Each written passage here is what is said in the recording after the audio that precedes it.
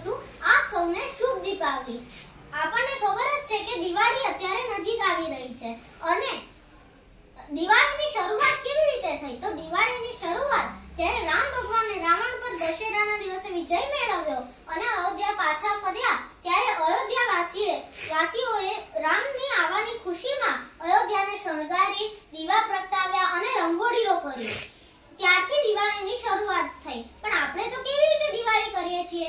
આપણે તો જેટલા અમીર માણસો તેટલા મોંઘા ફટાકડા ફોડીને હવામાનને તો પ્રદૂષિત કરીએ જ છીએ, સાથે સાથે આપણને શારીરિક રીતે પણ નુકસાન થાય છે।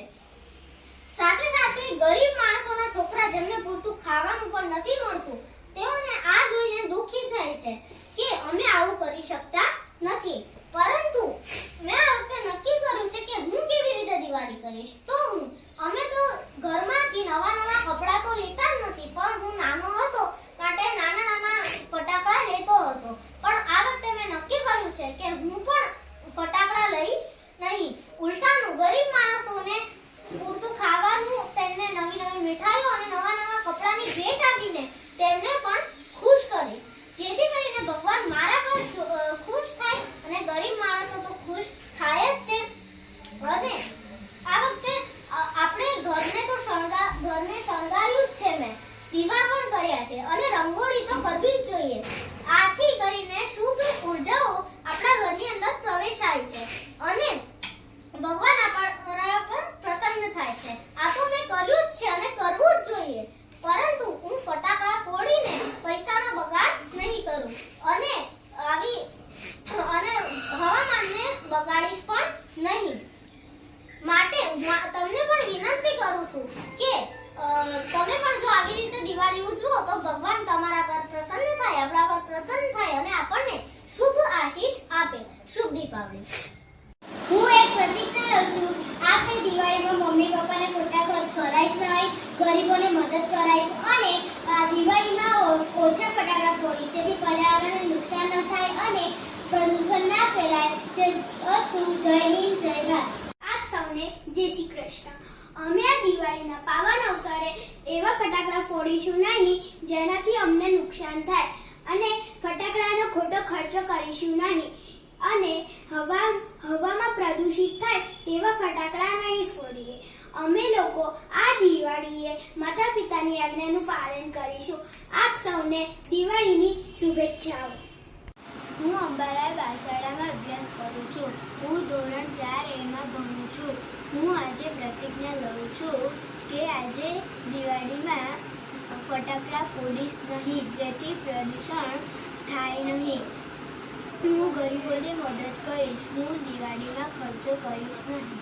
હું તમને પણ કહું છું કે દિવાળીમાં ફટાકડા ફોડશો નહીં, જેથી પ્રદૂષણ અટકે। હેપી દિવાળી। સૌને મારા જય સ્વામિનારાયણ। મારું નામ પટેલ પ્રિયમ ચિંતકભાઈ છે। હું ધોરણ 4 અભ્યાસ કરું છું। તમે બધા જાણો છો કે દિવાળી નજીક આવી રહી છે, તો હું આ દિવાળી પર એક પ્રતિજ્ઞા લઉં છું કે આ દિવાળી પર હું ફટાકડા ફોડીશ નહીં, ખોટો ખર્ચો કરીશ નહીં, પ્રદૂષણ ફેલાવીશ નહીં અને મારી આજુબાજુ રહેતા ગરીબોને હું મદદ કરીશ। આશા રાખું છું કે તમે પણ તમારી દિવાળી આ રીતે મનાવશો। જય સ્વામિનારાયણ। દિવાળીમાં અમે ફટાકડાનો વધારે ખર્ચો કરીશું નહીં, ફટાકડાથી પ્રદૂષણ થવા દઈશું નહીં, અમે માતા પિતાનું કહેવું માનીશું, દિવાળીમાં ખોટો ખર્ચો કરીશું નહીં। આવો બાળકો, હું આજે તમને પર્યાવરણ વિશે કંઈક માહિતી આપીશ। મને લાગે છે કે સાચી દિવાળી એટલે પ્રકાશ, પ્રેમ અને આનંદ છે। દીવાનો ખૂબ જ પર્વ હોય છે, તેથી હું દિવાળીમાં દીવા પ્રગટાવીશ અને દિવાળી ઉજવીશ। આ દિવાળીમાં વીજળી ઓછી વાપરીશ, તેલના દીવા પ્રગટાવીશ। હું પર્યાવરણ બચાવવા માટે છોડું તે પ્રદૂષણ કરે છે, કપડાં અને મીઠાઈ પાછળ ખોટા ખર્ચા નહીં કરું। જય સ્વામિનારાયણ, જય શ્રી કૃષ્ણ, ગુડ મોર્નિંગ। આપ સૌને આવતી દિવાળી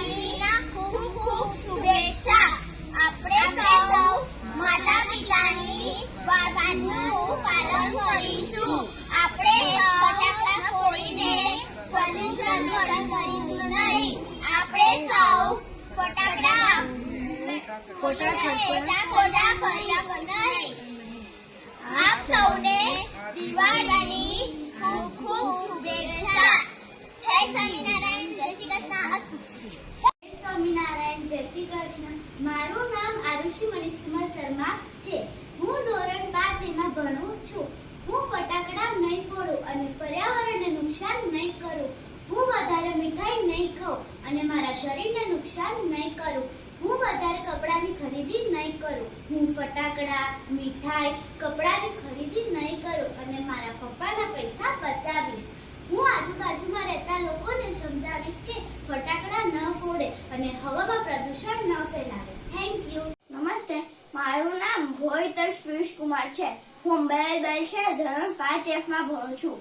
પર્યાવરણ બચાવો અભિયાન અંતર્ગત અમે આ વખતે દિવાળીમાં ફટાકડા ફોડશું નહીં, પ્રદૂષણ થતું અટકાવશું અને ફટાકડા લાવવાનો પણ ખર્ચ કરશું નહીં અને આ પૈસાની પણ બચત કરશું.